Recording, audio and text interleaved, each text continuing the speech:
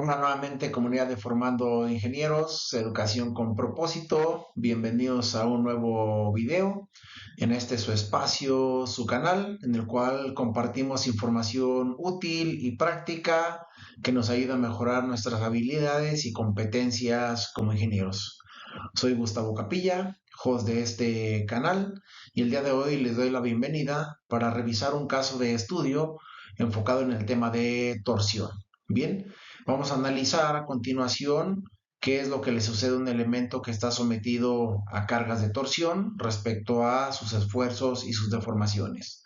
Más allá de la solución numérica, bien, plantearemos o les compartiré un sistema, una metodología para poder analizar no solo este, sino otro tipo de casos de estudio y de ejercicios que nos lleven a una solución correcta al momento de estarlos analizando.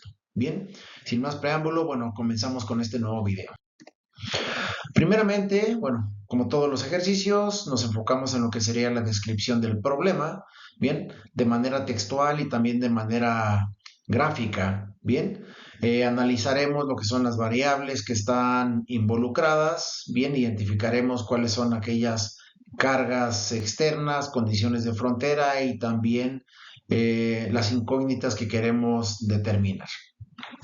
Bien, pasando a la descripción, bueno, nos menciona que es un eje macizo de acero, segmento ABCDE, bien, el cual transmite una potencia mediante engranes y está sometida a torques aplicados y resistentes.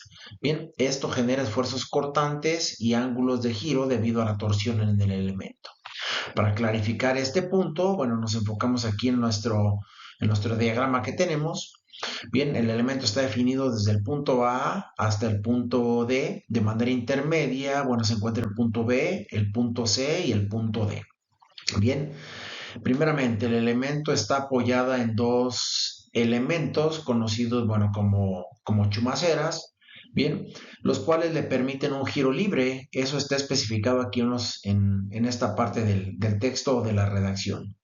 Al permitirlo un giro libre, quiere decir que no estamos considerando la fricción en este caso, por lo cual no tendríamos una reacción, un torque resistivo que se oponga al giro de ese elemento. Bien, siguiente. Pasando a las condiciones de carga, nos dice que tenemos torques aplicados y torques resistentes. ¿Qué quiere decir esto? Bueno, que uno de los engranes es el encargado de mover el sistema, bien, de transmitir la potencia al sistema, y los otros engranes son encargados de consumir esta potencia, es decir, de tomar esa potencia que estamos insertando en el sistema, bien, y poderla transmitir a otros elementos con la finalidad de que estos realicen un trabajo. Bien, en este caso, el elemento que está situado en C, el engrane en C, es el que está transmitiendo la potencia al sistema. Bien, está aplicando un torque de 450 Newton por metro. Bien, por otro lado, entonces los torques T1 y T3 que se encuentran en los puntos B y punto C respectivamente son los encargados de consumir esa potencia que estamos suministrando al sistema. Bien, ¿qué más es relevante? Pues obviamente los valores geométricos. Tenemos el diámetro del elemento, un eje macizo de acero de diámetro constante y también las longitudes o las separaciones entre los elementos. Bien, esto nos van a permitir más adelante poder calcular estos ángulos o tasas de giro.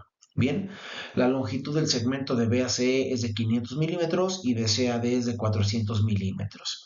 Bien, aunque no está de manera explícita, el hecho que nos indiquen que es un elemento fabricado de acero nos permite por ahí el poder revisar sus propiedades mecánicas en alguna tabla de propiedades de materiales. Bien, con esto la propiedad mecánica que utilizamos es el módulo de elasticidad acortante, el cual tiene un valor aproximado de 80 gigapascales.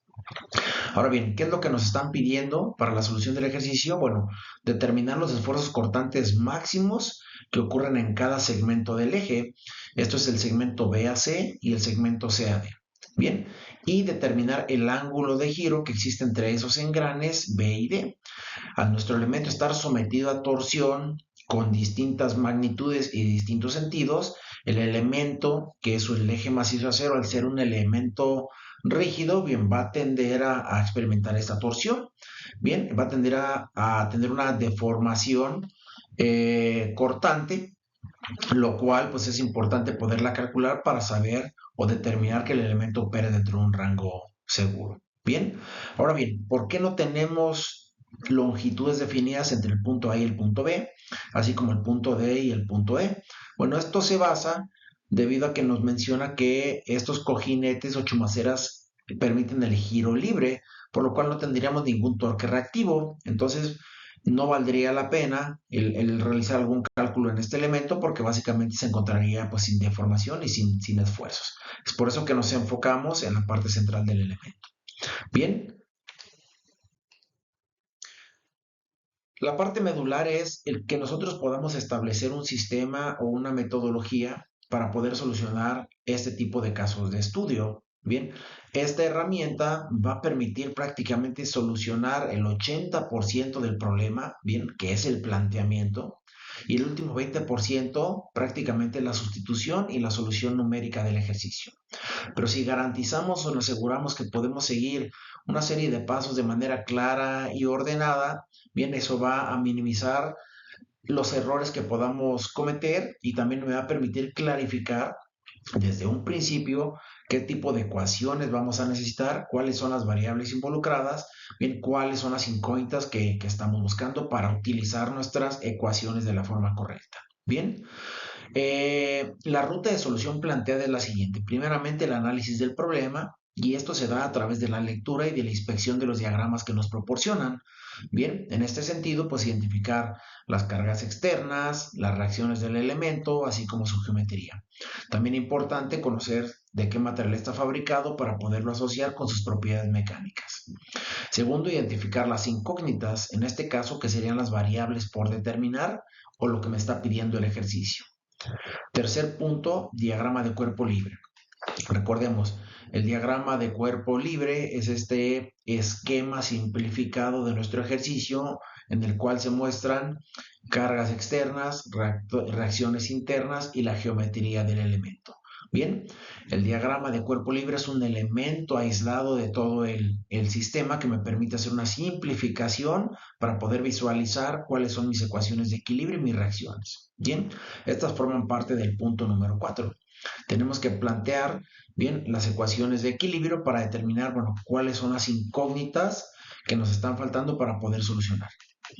Bien, punto número 5, poder encontrar qué es lo que le está ocurriendo a cada segmento del sistema, qué pasa entre el punto B y el punto C, qué pasa entre el punto C y el punto D, hablando de esfuerzos, deformaciones y ángulos de giro en este caso.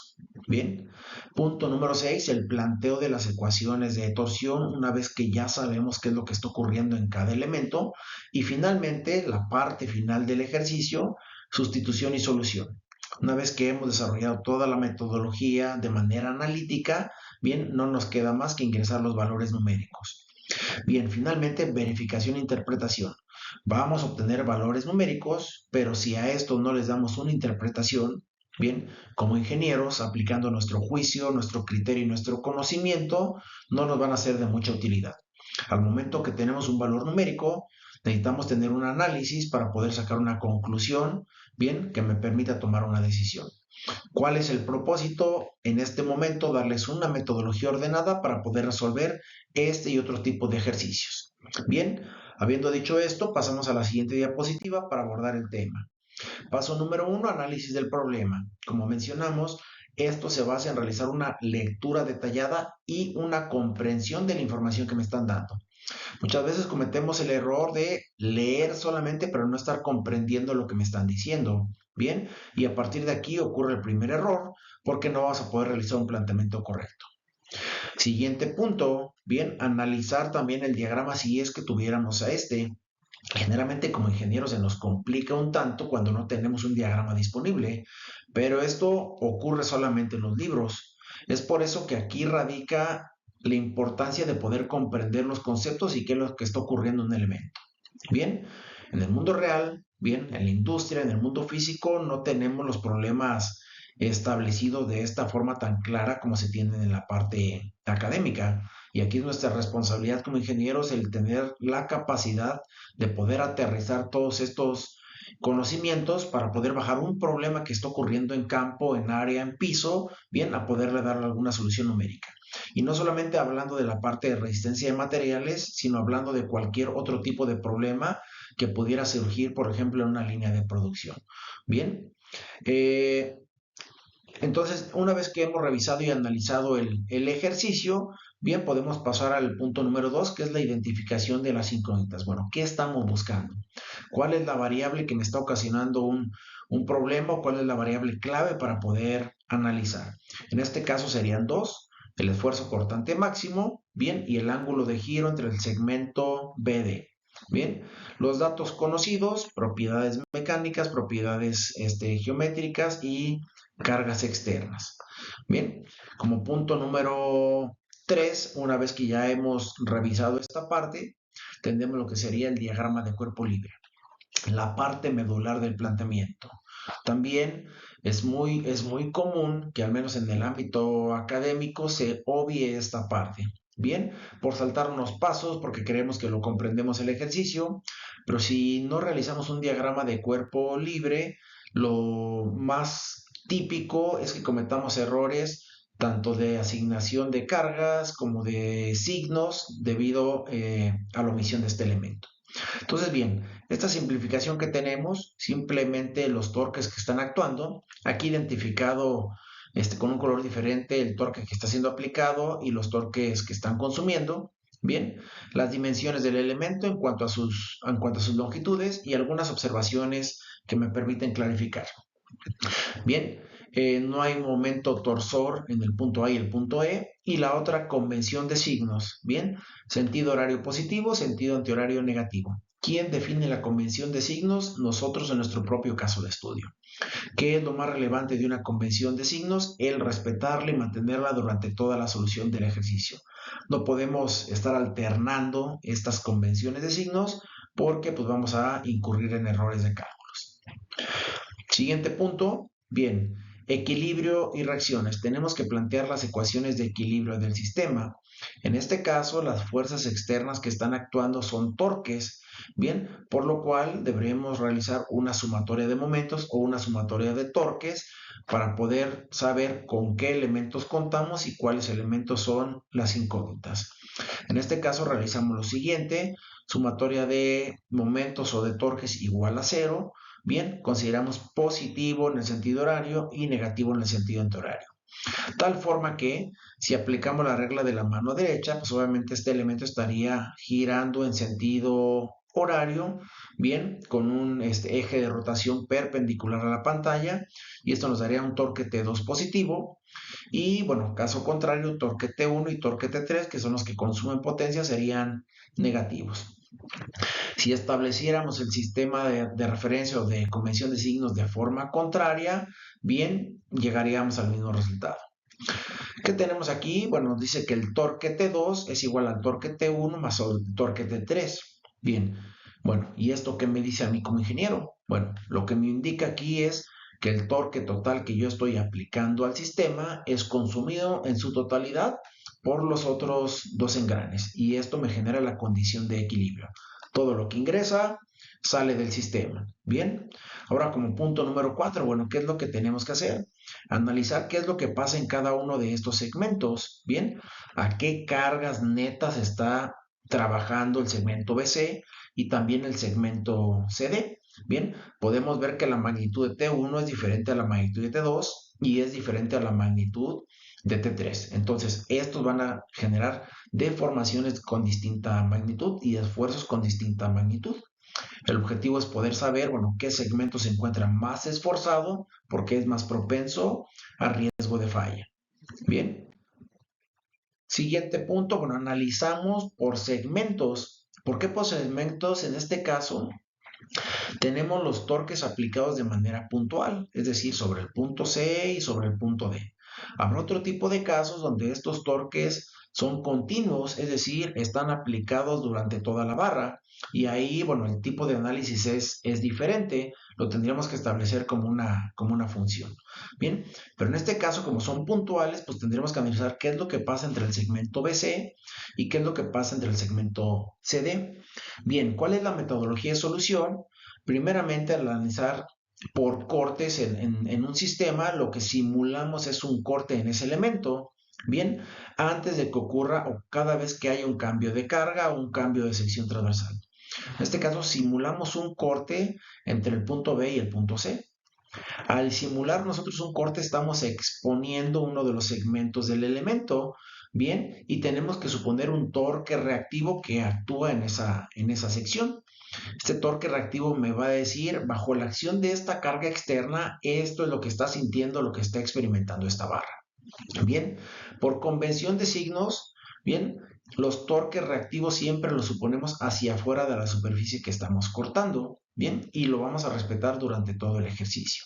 Bien, podríamos cambiar nuestra convención de signos, bien, sí, podríamos decir eso, que los torques reactivos los ponemos hacia adentro del elemento, pero recuerden, esto ocurriría siempre, lo respetaríamos. Bueno, en este caso utilizamos la convención que mencioné primeramente. Entonces suponemos el torque BC, colocamos aquí la etiqueta del segmento que le corresponde, el torque que está experimentando el segmento BC. Y aquí lo que hacemos simplemente sería sumatoria de torques en cada uno de los segmentos. Bien, ¿a qué nos llevaría esto? Bien, sumatoria de torque en el segmento BC sería menos el torque T1 más el torque BC, porque este va en sentido horario, igual a 0. Y lo que nos daría ahí es que el torque BC o este torque interno sería igual a menos 275 Newton metro. Bien, ahora bien, con esto podemos calcular el esfuerzo cortante en cada uno de estos segmentos. El esfuerzo cortante lo habíamos visto en el problema previo. Bien, lo podemos definir de la siguiente forma. El esfuerzo cortante, bien, tau de B a C es igual al torque de B a C por el radio del segmento B a C, que es constante, entre el momento polar de inercia, bien, J de B a C. El torque de B a C ya lo tenemos conocido, que sería el de menos 275 Newton metro. El radio de B a C también es un valor conocido. El diámetro es 30 milímetros, lo tenemos especificado acá arriba en las propiedades del eje, por lo cual el radio son 15 milímetros. Ahora bien, momento polar de inercia. ¿Qué es el momento polar de inercia? Propiedad mecánica que me indica, bueno, qué tan resistente es un elemento ante el giro. Bien, el momento polar de inercia, ¿cómo está definido? Pi por diámetro a la cuarta sobre 32, funciona solamente para elementos circulares. Entonces, debido a que el diámetro es constante, pues podemos calcular este valor de J y nos dice que son 79.522 milímetros a la cuarta. ¿De acuerdo? Bien, con base en esto podemos calcular el esfuerzo cortante tau BC de ese elemento. El esfuerzo cortante sería menos 51.9 megapascales. Bien, no pasa nada con el signo. Bien, vamos a definir el esfuerzo cortante máximo con base en su magnitud y no con base en el signo. Bien, siguiente, nos vamos al tramo CD. Bien, en el tramo CD, bueno, ahora avanzamos un poco más en nuestro elemento y hacemos un corte entre el segmento C y el punto D. Bien, de tal forma que al momento que estamos exponiendo esta zona del elemento, suponemos igual un torque reactivo con etiqueta SD. De tal forma que, bueno, lo que tendríamos sería lo siguiente. Bien, menos torque T1 más torque T2 más torque CD igual con 0. Bien. Y tendríamos en este caso igual que el torque interno CD sería igual a 175 Newton metro. De esta manera, bien, nos quedaría que volvemos a calcular lo que será nuestro esfuerzo cortante para el segmento CD. Y esto nos daría, bueno, 175 Newton metro, que sale de la resta de 450 menos 275, bien, por el valor del radio, que serían 15 entre el momento polar de inercia. El momento polar de inercia no cambia debido a que el diámetro es constante en todo el elemento. Y esto nos da que el esfuerzo cortante que está experimentando este segmento es de 33 megapascales. Bien, ahora bien, ¿cuál es el esfuerzo cortante máximo? El mayor en magnitud. De tal forma que sería el de menos 51.9 megapascales. Bien, y que está experimentando el segmento BC. Bien, dicho esto, nos queda calcular solamente lo que sería el ángulo de giro. Bien, nuestro ángulo de giro, ¿cómo lo calculamos? De la misma forma por segmentos. Bien, es importante aquí, ¿cómo calculo el ángulo de giro total? Que sería este ángulo de giro que me están pidiendo, phi de B a D o teta de B a D. Bien, el ángulo de giro total es la suma, bien, de los acumulados de estos cambios de ángulo de giro por cada segmento. De tal forma que esto yo lo puedo desglosar como el ángulo de giro de B a C más el ángulo de giro de C a D. Bien, si nosotros podemos hacerlo de manera gráfica, lo que tendríamos sería lo siguiente. Aquí voy a suponer el punto B, el punto C y el punto D. De tal manera que a mí me interesa calcular el ángulo de giro. Imaginen que estos puntos están situados sobre ese eje de acero, bien, de manera colineal. Al momento que nosotros estamos aplicando cierto torque en los sistemas, aquí estoy suponiendo estos direcciones del torque. Entonces el punto B se encuentra fijo porque es el que está a la extrema izquierda, y sabiendo que este punto se está experimentando este torque, pues entonces tendería a moverse más o menos con esta configuración. Bien, y ahí se me está generando este ángulo de giro de B a C. Ahora bien, una vez que este elemento ha experimentado este giro de B a C, también va a afectar el giro de C a D. Por lo cual, formalmente lo que estaré haciendo aquí es calcular el giro de C a D. Bien, en este caso, pues este punto D está sometido a este torque en esta dirección, por lo cual haría girar el elemento en este sentido. Bien, ya dependiendo de la magnitud del torque BAC o del torque CAD, este ángulo final pues puede quedar como un ángulo positivo o negativo, y eso solamente indicaría que giró por encima del eje, bueno, o en sentido horario o en sentido antihorario. Bien, el ángulo que se me genera aquí es este ángulo de CAD. Bien, en su totalidad, pues ese ángulo total representaría simplemente la distancia angular que hay entre este punto B, bien, y entre este punto D que colocamos aquí. Este que está en azul, respecto a la línea inicial, sería el ángulo de BAD. Bien, habiendo dicho esto, entonces sabemos que lo tenemos que calcular por segmentos, bien, recurriendo a nuestra fórmula que tenemos aquí. Entonces nuestro ángulo total, phi o teta de BAD, es igual al ángulo de BAC más el ángulo de CAD. Y esto nos daría lo siguiente, haciéndolo de manera explícita con las ecuaciones que planteamos en el video anterior. Y si alguien no ha visto el video anterior de introducción a la torsión, revise aquel video previo a trabajar en este video. Bien, lo que tendríamos aquí sería entonces el torque de B a C. Si fijan, esto es muy sencillo porque ya solamente tendríamos que colocar las etiquetas del segmento al que corresponde cada una de las variables y con base en eso sustituir. L de B a C sobre G, momento polar de inercia del segmento BAC, por J de BAC. Más, ahora lo que le está ocurriendo al segmento CD, T de CAD, por longitud de CAD, todo esto sobre G de CAD, por momento polar de inercia de CAD. Bien, cada una de estas variables ya las conocemos, los torques ya los hemos calculado, las longitudes son dadas por el problema, el módulo de elasticidad acortante lo determinamos a partir del texto del problema, y el momento polar de inercia ya lo hemos calculado. De tal forma que el ángulo de BAC nos dice que es de menos 1.24 grados o menos 0.0216 radianes. Bien, ahora el tramo CAD, ese está experimentando un torque positivo, por lo cual el ángulo de giro nos va a dar positivo. De tal forma que nos quedaría que el ángulo CAD es igual a 175.000. Bien, por la longitud 400 entre el módulo de elasticidad por el momento polar de inercia. Y esto nos daría un ángulo de giro de 0.63 grados. Bien, simplemente para calcular el ángulo total, entonces sería, bien, la suma de cada uno de ellos, menos 1.24, bien, grados más 0.63 grados, esto nos da un ángulo de giro de menos 0.61 grados.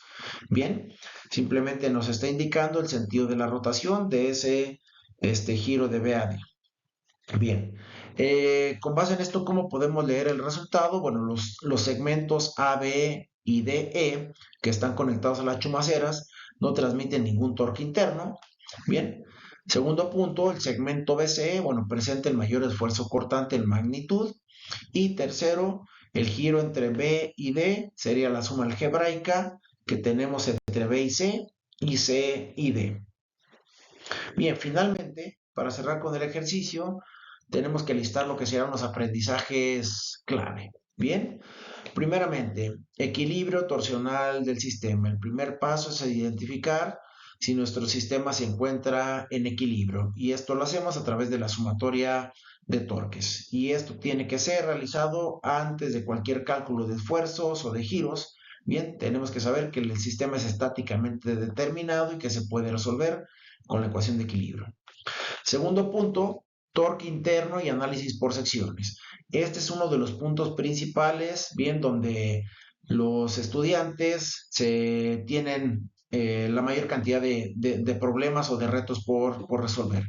Bien, cómo plantear un diagrama de cuerpo libre de manera clara. Ya también hay un video aquí en nuestro canal donde se menciona qué es un diagrama de cuerpo libre y todos los detalles para poderlo realizar. Si alguien no lo ha revisado, pues visítenlo también el video para que queden muchísimo más claros los conceptos.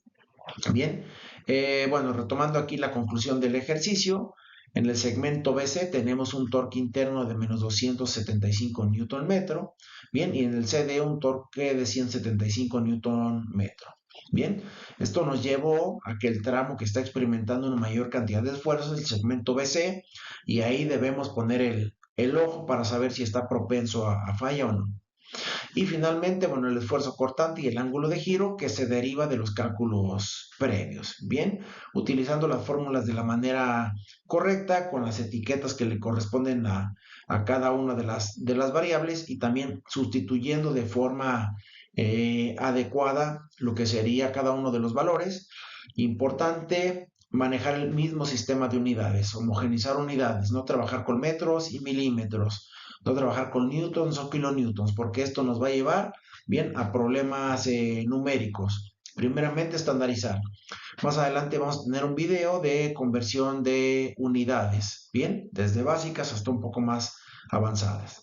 Bien, con esto cerraríamos el caso de estudio. Bien, si alguien tiene alguna duda, bueno, comenten por aquí en el video y de la misma forma si desea que esta información les sea compartida y se les haga llegar a su correo, bueno, por aquí dejen su correo electrónico dentro de los comentarios. Saludos y nos vemos en la próxima.